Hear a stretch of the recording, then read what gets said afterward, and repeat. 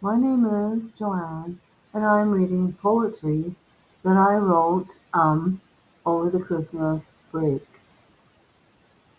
Whether it's the same or insane, too much nonsense and disorder sends rainstorms on my border.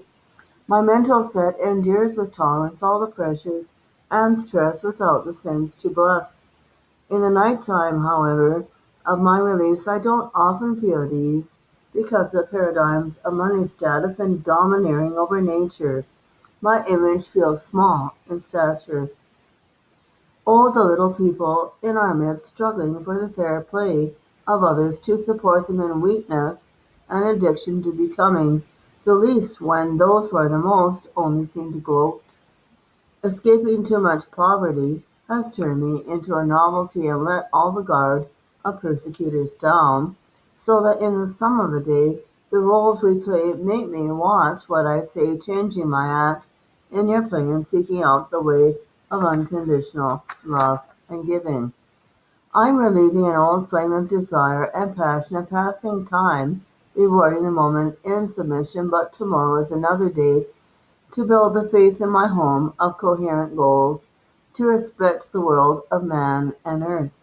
With the changing of my disposition and reputation in transition, my brain is adjusting to the more aesthetic piece. Here is another poem that I have written, Secrets of Recovery. Alone in my head the wheels are turning and mixing up signals, telling the psyche where peace prevails or is disturbed.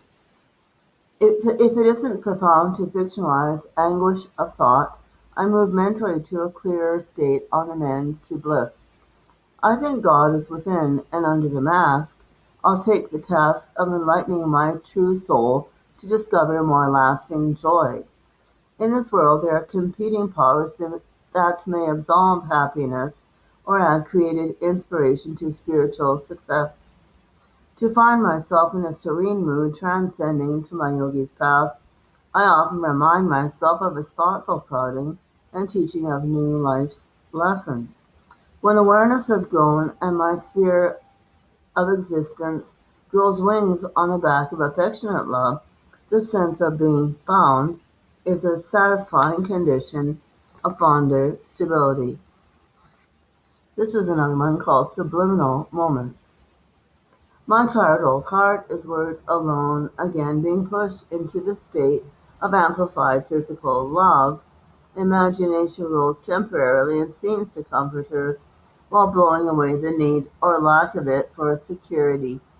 Women who are lonely may fictionalize true lovers when all the rest of their chance to romance falls off the wall. Ugly-duckling girls have sometimes their way to escape and soften pain themselves. The winners will ride over their ego, however, and collect their second-hand desires from them. Females who originate the inspiration of affection are shown to divert their cause, while others reap the gain in their lives. However, if I am the same, I resolve to take my own blame and fly into other games. If they are easier to win, and I may achieve a little satisfying success, then I'll be of use to bless and overcome the damaged facades of losing. This is another one I have written, Giving is Winning and Losing. The more I see of you on my old computer screen, I am impressed with the way you perform and dig the scene. What takes on with me, however, is a tendency to dream and put off taking the matter of possessing your love and image into a careful, quiet oblivion. You have your wife and rock and roll life and all the admiration in many a nation. As for me, I'm a small little soul of no recognition in the bigger scheme of things. You and those others discreetly reach to me with pictures and images of your feline hands and return over to you, but in the meantime of my hours, it's my difficulty balancing powers of acceptance and the over time power-tripping rivals. It reminds me of the stigmatized struggle of my youth, not always loved and often scrutinized of those by competing status. It seems nothing changes the world's general view of me in the face of your famous popularity, but I still know I have my place in the scheme of things and my way of existence, confident that the higher power over you and me is watching all the display of tentative contact.